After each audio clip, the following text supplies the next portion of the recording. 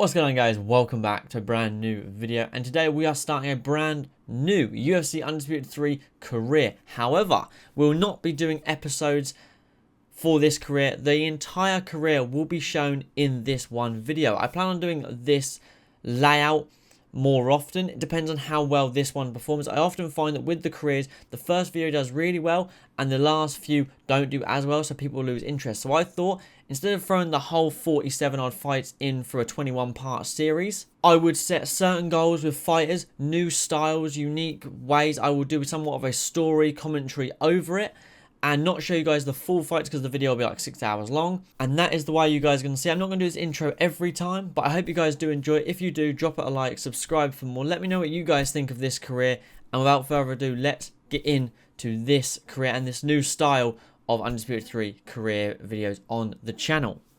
So here he is, guys. Meet Jay Lights Out Tullis, starting his pro career at 25. A bit of a late bloomer, to be honest. Not starting at the young age of 18, starting pretty late, mid-20s, 25 years old. Standing at 6'4", 235 pounds. This man is a pure striker. That is what he is known for. That is what he was born and raised in. A pure karate fighter, karate stance. Orthodox, got a bit of a switch in there, but mainly stays in that orthodox stance, but known for his strike and known for the weaker ground game. But that doesn't mean that he won't be full of surprises. Now, Jay wants to do a few things in his career. Become the UFC champ, do it in as few fights as possible, make millions and set up his family for life, fight greats, take out the likes of Travis Brown, Brock Lesnar, Cain Velasquez, Junior Dos Santos, Roy Nelson, Frank Mir, Czech Congo, and any other heavyweight that dare stand in his way. Those were his only goals. He's not bothered about being the best record holder ever. He doesn't want 20 title defenses. He doesn't want to be 40-0. He wants to make millions, be the UFC champion, be considered one of the best heavyweights to ever live, and walk away from the game unscathed, so he doesn't have to worry about that mental damage you have to take after war after war after war. So it's time for our WFA debut, and the combinations are already clean. 40 seconds into the first round, you guys are about to see the rise of a true superstar. You can see we're just, Jay is just getting the feel for it. In his first pro fight, he's getting the feel for his range. Straight and uppercut. Nice follow-up ground and pound there halfway through round one. The ref had to end it already. What a strong pro debut that is. We go on to his second fight. Second ever fight. They want him to fight Deshaun Jones. 10-1. I mean, what a record to fight when you're only 1-0. But I'm feeling confident. Jay feels confident. He moves around the octagon nicely. He finds his range. He takes his time with his shots. He's got a good arsenal already with only 2 professional fights had. Or at least this is his second professional fight. And he gets rocked against the cage already. Having that chin tested. I mean, that's not a bad thing really to have your chin tested early on in your career. Because, it's better to have it tested early on than it is in the UFC title bouts. Because that is the worst thing that could happen. He already knows how it feels to be rocked now, and followed up with the straight, with only, 30 seconds later, follows up with his own strike, hurting Deshaun Jones, and the follow-up ground and pound. I mean, that was 12-15 unanswered strikes. We go on to the third pro fight of his career, mixed up to the white shorts. Now, this one had the audience, had me in shock. Holy shit! I don't know what I hit there, but whatever I hit there put him to sleep. That was the cleanest shot of Jay's career so far. But admittedly, only 3 fights in. This is his 4th professional fight. Really getting to swings with that hook kick that we've got going there. I really like that kick. And, Jay's getting the grips of it, getting the grips of it. Feeling the range of the hook kick. You can see he's landing it a lot in this fight, which is real nice. He's got that nasty straight down the pipe. Good shots, good combinations again. By Jay there, just finding his range. This guy's got a lot of pressure. He's got a lot of pressure. Bing! Oh, dropped with the jab. Let him get back up. Come on, get back up. Boom! Hook kick to the head. He's rocked. He is rocked. What do we follow up with? Bang! Catch him with that shot. He's down again. What are we going to do? What are we going to do? A bang! Into top mount. Yep. No, that's right. It's okay. It's fine. Get back up. Get back up. Come on, get back up. Bang. Try for the hook kick again. No chance. Jay's feeling confident at this point. Jay is full of confidence. He's full of beans.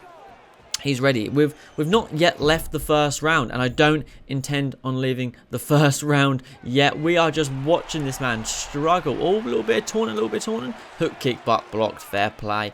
Hook kick again, blocked. Try to get that. Bing! Oh, the leaping left hook to the chin. Puts him to sleep.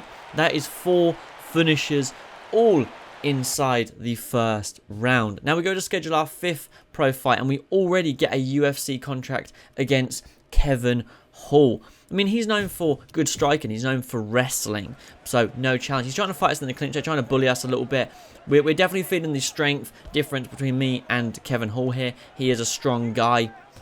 He is no joke inside that clinch. I mean, he's pushing us about. We have him in the Muay Thai, and he's still pushing us around. We're struggling there, but we break out the clinch. I don't really want much of that business, to be honest, with you guys. And I get dropped here. That's a real shame. He jumps on top of me. But we can hold it, and we get right. This is not looking good for Jay. This is not looking good. The ground and pound is coming. We slip that shot. That's good, though. That's good. And he jumps back on top of us again. We've got a nasty cut. We push him up again. And he jumps back on top of us again. We just can't breathe. We cannot breathe here. We're struggling to move. Posture up against the cage. Don't know what to do against this wrestler. How about we shock the world with the guillotine choke? Are we going to be able to lock it in? Can Jay lock in the first submission victory? I mean, he's a striker. He's a karate fighter. What's he doing? Trying to lock in a submission. Not only attempting, but successfully locking in the guillotine choke against the cage. Shocked the world, shocked the UFC president, Dana White. So we now have our UFC contract, which is brilliant. We've gone to the UFC at 4-0. We're now 5-0, and we have got the offer to fight on short notice. 12-0, Travis Browne. Do we take it? Of course we do. We are not scared of no man. So we jump into the Travis Browne fight. A pretty competitive bout, in all honesty. Jay and Travis really go back and forth. I mean, Jay being at only 5-0.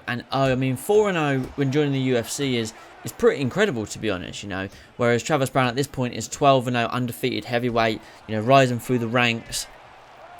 Double the experience that Jay has.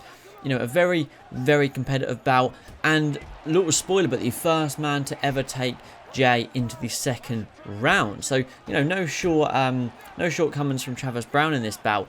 They both went back and forth, some good fights. No one was really hurt in this first round. It was just an all in all good back and forth bout. Jay was really getting used to his slips and his counters and feeling what was right and feeling what was wrong come, the distance and distance management during a full stand-up fight here. I mean, you could tell Jay is pretty exhausted at the end of that first round, not really used to going the distance like that, at least the distance of the first round. Goes back to his corner, pretty tired, but coming out pretty fresh at the start of this second round. Nice hook kick to start the round. And another hook kick there to rock him. Jumping straight into his guard. Travis Browne has no chance. He's defending himself, but, I mean, these are unanswered strikes. He can't, no. It's over. Jay wins that fight easily.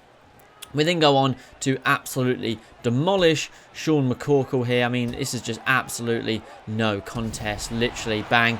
That fight wasn't even a competitive bout. That was a battering from pillar to post, really. And then we fight Big Ben Rothwell. And rocked at the start of the fight. And, I mean, this is it. Ben Rothwell is going to lay down these punches. This is it. But luckily, Jay can grab the back of his head, go into this full guard, and lock in a submission here, at least attempt to, against Big Ben Rothwell. Pretty good, but no chance here. I don't think Jay's gonna be able to lock this one in against Ben. But then he jumps into the half guard, back into the full guard, and push him up. Good survival, but we catch him towards the end of the first round. A minute left on the clock, but not able to actually drop him. Ben Rothwell stays on his feet. Good recovery there. There's 20 seconds left on the clock in this first round, so we're just gonna wait it out and see what happens. But Jay is rocked again. That is not what we want at all. Just gonna defend ourselves like fuck. And yeah, we're just going to try and fight back at the end of this round. But yet again, taken to the second. Minute and a half into the second round, a nasty straight that puts Rothwell straight on his back. It's it. That is it. That's over. When you get dropped like that and you fall and you land on your back first before your ass even touches the ground, you know you're out of it. Which then won fight of the night, which I can't complain about. And then we had one hell of a scrap with Shane Carwin, getting rocked early in the first, but luckily staying on our feet. Now Shane Carwin was pretty exhausted after that barrage he threw at us, but unfortunately he locked in the takedown there. Nice leap and hook by us yet again. We're really getting used to that move, but we lean back straight into that straight. Jay gets caught, rocked twice in the first. He sees Carwin getting tired, tries to throw that knee up, but Carwin just goes straight to the body instead of ducking all the way down to go for the double leg. Nice head kick in the last 30 seconds of the first round. Take the back, posture up, and just throw down these heavy shots. Somehow, Carwin survived. Posture up though, end of the first round, get him out of there, and saved by the bell. Lucky Shane Carwin. Rock him there though in that second. The first round was his for sure. The second round is really turning into Jay's. He is really taking control there. Missed that head kick. That would have been nasty. Little pivot to the side and the left hook. That is nasty shit. Herb Dean was on it there to end that fight quickly though. The next fight was a big money fight against the man Brock Lesnar. We had a very competitive first round, but he rocks me here. Jay's face is a bit of a mess at this point. Brock really gave him the business a little bit in that first round. Not a battering. The end he rocked him, fair play, but Jay is in the worst shape he's been in right now. He's got a bloody eye, bloody nose. He's cut up. He's hurt. He's a little bit discouraged after being rocked at the end of that first round, but this is the big money fight. This is one of the big money fights here. Brock catches him again with two nasty hooks, rocking him. I mean, Jay hasn't even hurt Brock at this point. Like, Jay is struggling in this fight here. He is bang, shin to the dome, can turn the tide of any fight. Follow up by the ground and pound, and the ref has seen enough. Jay with the absolute comeback of the year. Being rocked twice against Brock Lesnar, the heavy hitting man, is knocking him out. We go up against Frank Mir, so we took out Brock, and then we get the chance to take out Frank Mir. Yet again, another kick to the head. The shin to the dome is killing people, but unfortunately that rock turned into nothing really. Frank was able to get back up there. We changed position there into that side guard, and then we go for the armbar against Frank Mir. Jay likes to do things that people believe are impossible. The betting odds were just, this submission would never happen. There's no way he could lock in a submission against Frank Mir, but he does it. Every time someone says he can't do it, he does it, and he makes it look effortless. He takes out Brock, he takes out Frank, gets an opportunity to take out Rashad in the light heavyweight division, the number 2 ranked light heavyweight. Alright, let's see what it's all about. Let's show you what the heavyweight dogs are all about. This is the start of the second round. Yet again, shin to the dome. Bang, 2 shots. 11 seconds in, he's already dropped into the second round. Bang, bang. Look at us towering over him.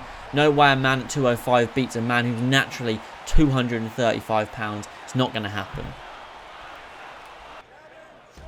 So we go from one series of greats to another against Cain Velasquez. Now this was a fucking fight, guys. Dropped there midway through the first round, rocked, and luckily he doesn't land much ground and pound. Jay's head movement from his back is actually pretty decent, to be honest. But this is a scrap. This is also the number 1 contender fight, so whoever wins this will be getting that title shot against Roy Nelson. Good shin to the head though. Yet again, man, that fucking kick is really paying dividends at the moment. The hook kick has kind of been a little bit abandoned, not too much, just a little bit. But, you know, at this point we're in the second round here. You know, you guys saw the first and the second round. Not too much happened in those rounds. Now we're about to enter the third round. Now, this is the first time we've ever been to the third round. Most of the time we put people out of there. But we rock him in the first 10 seconds. Dropped him within the first 15. Follow up with the ground and pound. But we are getting tired. Jay is exhausted at this point. Just needs to get back up. The ground and pound's not going to work when you're that tired. It's just not going to do the job. So I'm just trying to find, Jay's just trying to find his range, and it's over. The perfect picture, perfect KO to earn that title shot against Roy Nelson.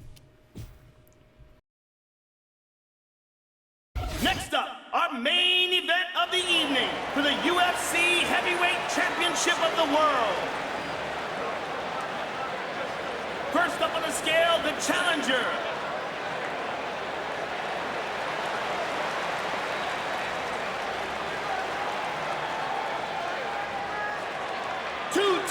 From the challenger.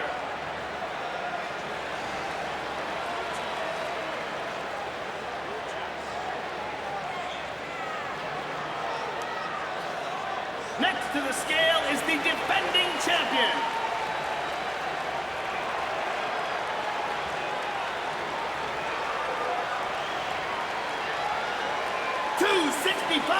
for the champion.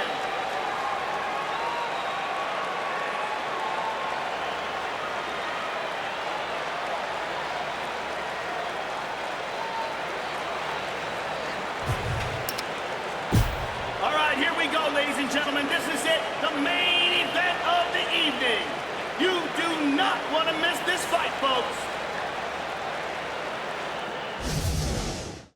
So we've done the weigh-ins. Now it is time for the title fight against Roy Nelson. Now let me fucking tell you guys, this is Jay's greatest fight. I'm tempted to post the entire fight in its entirety at some point at a later date, because this fight is so fucking epic. As you can see, I was taken down and then hurt and locked into a submission here. I mean, this is a fucking tight rear naked choke that Roy Nelson's got on me right now. I mean, that was as close to being tapped out as you can get in this game. That really, really was. But Jay is a persistent motherfucker. He fights that submission and gets out back. And he's actually now on top. I mean, Roy Nelson's known for knockout power, being able to take a punch. Also, he's got incredible ground game. His jiu-jitsu is very, very good in real life and in this game. But we rock him there. Using his own ground game against him, we're able to rock him and hurt him. But this is a scrap for the ages. Only a few seconds later, we're able to posture up and rock him again. But yet again, he survives. And that is just one thing that everyone knows about Roy Nelson. He is a survivor. This dude's a fucking warrior. We take his back and take him down. I realize that ground and pound is somewhat the key to hurting him early in this fight. And that's what Jay does. He tries to capitalize on it. Lots of posturing up, not going for too many takedowns, because that's when you get caught with silly things like uppercuts, knees, not to mention, you know, if he's able to counter it and then take your back, it's just not worth it. So I'm trying to do it from the clinch and take his back here, but as you can see, we're just on top, we're just kind of holding him here, and I'm happy with that, you know, I'm happy to go to that points victory and win this title on points. I'm okay with it. Right now, I am winning this second round. First round, he hurt me, I hurt him twice, but he dropped me, and, you know, I was hurt for sure, but he's hurt here again in this second round. That's him rocked 3 times already. That's him visibly hurt. The judges can see it. Everyone can see that he is hurt. We drop him from stand-up this time. Follow up with the ground and pound, but yet again he grabs my hand and he's able to survive and recover. But no, I cannot give him enough credit. Roy Nelson was a warrior in these fights. Jay is just honestly one of the best heavyweights that you guys will see, especially just in this era. There is not a man that he could not get through, but Roy Nelson was offering a tough challenge for him. Exhausted here going to this at the end of this third round. Like, Jay's never been in this situation before, but Roy Nelson has. We're now in the 4th round, and yet again Roy shoots for a takedown and gets us, which is fair enough. It was tough to stuff them. He got us in the top mount. This is not where I want to be. He's got us in the arm triangle. This is also not where I want to be. This is pretty tight. This is pretty well locked in, to be honest. But yet again, Jay is able to fight it and escape. This man literally needs to be killed to lose, and he's pushed into half guard. Luckily, yet again, Roy Nelson goes for another takedown this 4th round and gets him there just through pure will and survival. Is Jay able to eventually get back up and yet again catches the kick. We're trying to fight him the best we can, and we drop him there with a nice right hook. Just for a few shots, jump back on top of him, see what we can do. That's all we're doing. We're just seeing what we can do. We're just pushing our luck. Exhausted yet again in this 4th round. Jay is not used to these 5-round fights. He's barely used to 3-round fights. Taken down yet again in the 5th, halfway through the 5th. Not too much really happened in this 5th round. Tried to lock in the guillotine choke here, but to no avail. Roy Nelson's submission defense is way too good for Jay to be able to pull out a Hail Mary submission on him. There's just no chance. I just let him get out of that one. That's okay. I'm alright with that. You know, stuff any transition that he attempts there. And, you know, we come to the end of the 5th, and you know, we can see the reaction on the fighters' faces. I'm definitely tempted to post the whole fight so you guys can see it, because the fight was fucking epic. And yeah, man, what a scrap that was. You know, Jay visibly disappointed, Roy visibly happy. So let's go to the judges' scorecards. After 5 rounds of action, we go to the judges' scorecards for a decision. The judges score it 49, 46, 49, 46. And 49-46, declaring the winner by unanimous decision. And now, the new UFC Heavyweight Champion of the World, Jay Lights Out Wallace.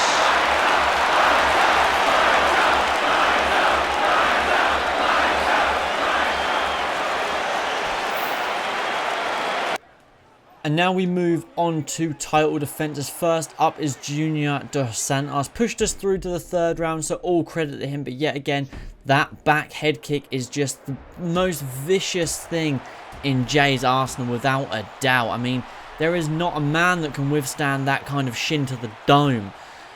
But at this point, we're on top mount. You know, Jay's at an all-time high. I mean, he's only probably at this point 14, 15 and 0. And just an absolute wrecking machine. Puts JDS out cold in the 3rd round and moves on to Czech Congo. The start of the 2nd round, fighting Czech Congo. Czech Congo is he's a tough fighter, man. He was giving Jay some issues. We've changed up to the gold shorts, you know, to match the gold belt, championship shorts and stuff, you know. We done it before it was cool kind of thing, you know. But he's just a weapon. He's an absolute fucking weapon. But, you know, we're being pushed around here a little bit by Czech Congo. Nice knees, 3 nice knees to the body. We are being pushed around a little bit, you know, got our back to the cage a lot. But we're just waiting. We're just setting things up. We're just waiting. Waiting for him to set, you know, walk into our trap. That's all we're doing. We're just waiting. There's only so much, and bang, shin to the dome, straight into our trap. Easy money right there. Now we move on to the biggest title rematch, and that is against Roy Nelson. This is a multi-million-pound fight. Talus is going to be making his life's worth in this one fight right here. You saw what Roy Nelson put us through in that first bout. The first round was fairly competitive. Nothing really happened. He took us down a couple of times. We were able to strike him and outstrike him a few times, ground and pound him a little bit. No one was hurt. No one was rocked. No one was even dropped. Just a few takedowns of such. But Roy Nelson's really trying to give us the business and drops us there and rocks us there. I mean, he's coming back for his title, but no shot, no chance are you taking this title away from us. Absolutely fucking not. I told you, Jay wanted to make money and take out the best. He doesn't care about being the Hall of Famer with 20 title defenses or being 30, you know. He doesn't care about that. He cares about money and proving there was not a man better than him. And we are going to carry on proving that time and time again. It does not matter. I mean, Roy Nelson's still trying to give us the business, you know. He's still throwing heavy shots. But there's only so much his arms can take. There's only so much his guard can take before a shot, a shin, or a knee gets through. Just like that. Broken forearm, damaged brain, easy money. And now we move on to another rematch against Brock Lesnar. There is nothing the UFC could offer Jay at this point, just rematches. So he said, I'm going to fight Brock for the biggest pay-per-view of all time. You know, Jay now holds 6 of the top 10 pay-per-view slots of all times in combat sport history. And this being number 2. The rematch against Roy Nelson was number 1 because the first fight was so epic. But saved by the bell was Brock Lesnar right there. But he has said after this fight he is walking away from the sport. He will get Brock Lesnar out of there and he will walk away from this sport, being considered one of the most dangerous heavyweights to ever live. And the ground and pound speaks for itself. The ref has seen enough and it is all over. Let's stick some gameplay behind it. And that, guys, is the story of Jay Talus, one of the most dangerous heavyweights to ever live. While he won't go down in history as the GOAT, he won't be in the discussion up there with GSP and Anderson Silva. When it comes to heavyweights, there is not many heavyweights that will be able to live up to what he done.